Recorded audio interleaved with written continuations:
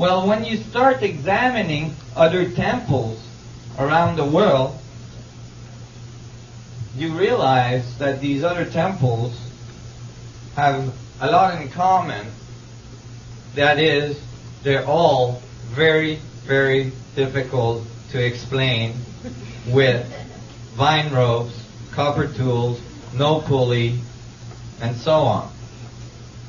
One Egyptologist, the director of the Giza Plateau, said, "There is not one grain of evidence of any advanced civilization ever having been in Egypt prior to the Egyptians."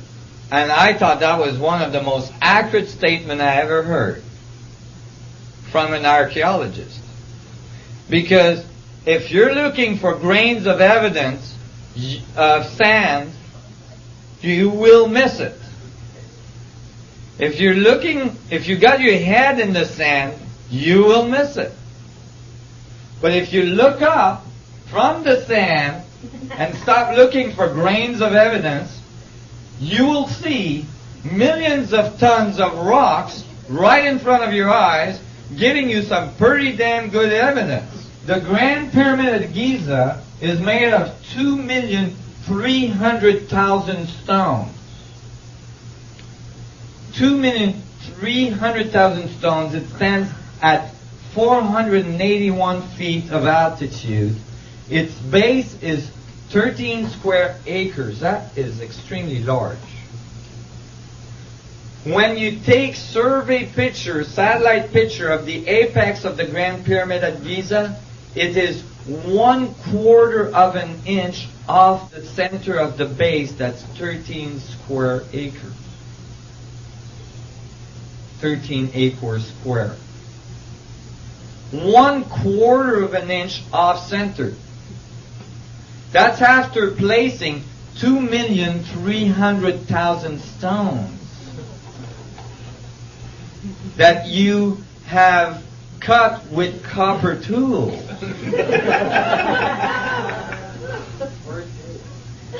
Yeah, you need some pretty good moonshine to do that one.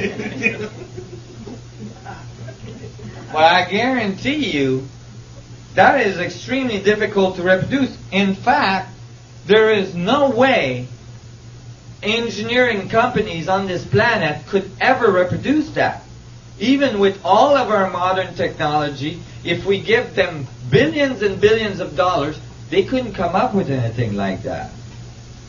Because if you divide 1/4 of an inch error by 2,300,000 stones, the accuracy at which you're placing these stones is outrageous.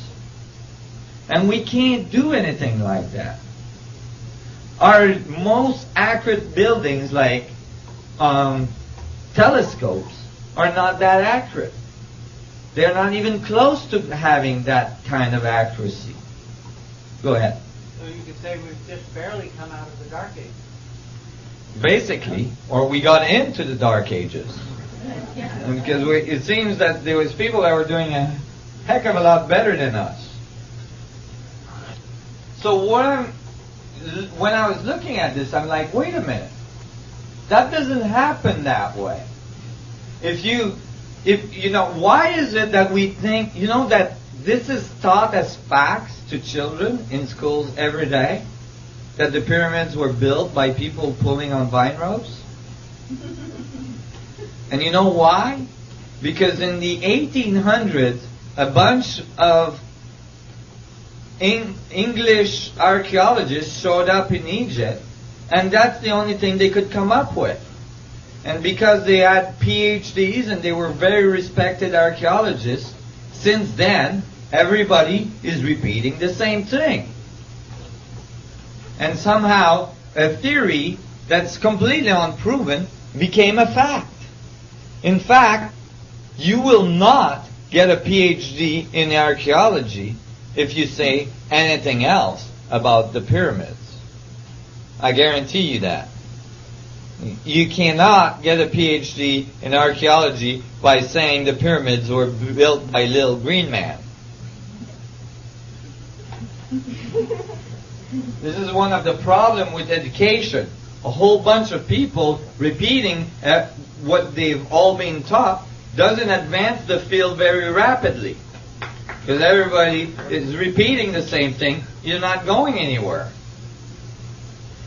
So, but these archaeologists never actually, I know they're not mathematicians, but this is simple mathematics, okay? You take the number of stone, they tell you that the pyramids had to be built in 20 years, okay? So that the dynastic Egypt worked. And then you calculate how fast they had to put the stones in. At 7 days a week, 10 hours a day, 365 days a year, for 20 years, they had to place the stone every 2 minutes to finish the pyramid on time.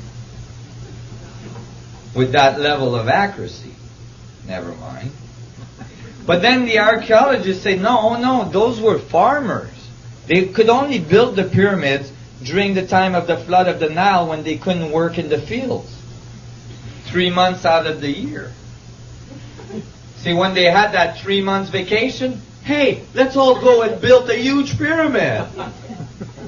So they went out there and built pyramids 3 months out of the year. You redo your calculation. Now they have to place a rock every 2 seconds to make it in 20 years. So that really doesn't work. Because it's not like you can take these huge rocks and average 2 tons, some of them up to 40 tons rock. Like in the King's Chamber, there's 100 slab of 40-ton pink granite rock. Okay? These things at 135 feet of elevation in the pyramid. It's not like you go, hey Joe, catch this one. Hey Joe, catch this one. And the other guy on the other end is like putting them in. You can't do that. And it doesn't matter if you got 100,000 people. You still can't do it. And they tell you they did that by rolling the rocks on logs. Well, they might have not noticed, but these pyramids are in the middle of a desert. You need a lot of logs to move 2,300,000 stone. Where did the wood come from? When you ask them that, they say, oh, they imported it from Europe. I see. Was this like some catalog, 1-800 ordering? Because as far as I know, the Egyptian didn't easily navigate it into Europe, cut millions of logs they would have needed, and brought them back. There's no evidence of that. So, but even more fundamental, I'll ask you, even more fundamental. The fundamental axioms of archaeology is that you observe and decode the remains of a civilization to understand its morses and its activities and all this, right? Okay. There is over 1 million hieroglyph walls in Egypt. Thousands and thousands of hieroglyph walls in Egypt. In the temples, in the tombs, everywhere. They tell us how they made love. They tell us how they eat. They tell us how they went to the washroom. They tell us everything about their life. Everything. Not one of those walls mentioned building the pyramids. What? They forgot? You're talking about something that would have taken a huge effort. You'd think they would have put at least a little wall somewhere saying, oh, by the way, we built the pyramids. have a lot in common. That is, they're all very, very difficult to explain with vine ropes, copper tools, no pulley. Ever having been in Egypt prior to the Egyptians. And I thought that was one of the most accurate statements I ever heard from an archaeologist, and so on. One Egyptologist, the director of the Gizo Plateau, said, there is not one grain of evidence of any advanced civilization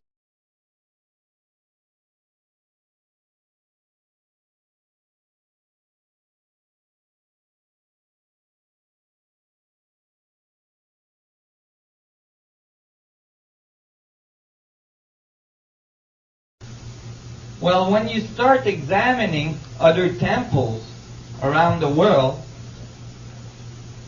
you realize that these other temples